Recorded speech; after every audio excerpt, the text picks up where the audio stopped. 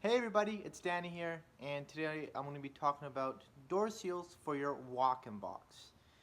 Now, for the most part, all walk-in cooler doors should have a door seal. If they don't, they just don't work as efficient as they supposed to, and there's always going to be some air leakages from outside to inside of the box. So here, right now in front of me, I have two different styles of uh, door seals for your walk-in box.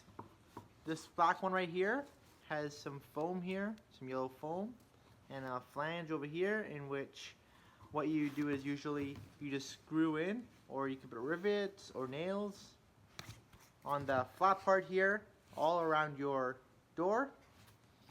And this one works the same way.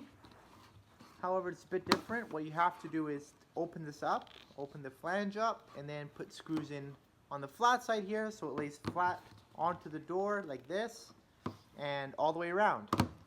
Now, primarily the reason why I'm making this video is just for you guys to know that I strongly recommend, if you ever have a choice between these two, is always go with this one right here, the one without the foam. It is a bit more expensive, but in the long run, it saves you tons of money because these black ones here, after a couple months, what tends to happen is they rip and they just fall off of the door, and the door seal just doesn't really stick on well onto the walk-in door itself. These ones are much more durable, and they're much more long-lasting and way more efficient.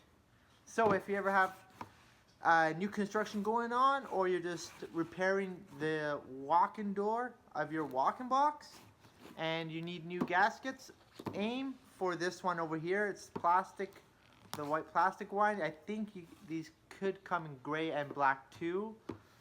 And yeah, once again, this is Danny. Hopefully you learned something new today, and yeah, feel free to leave comments. I'm always looking forward in reading what you guys have to say, and yeah, I'll see you guys next time.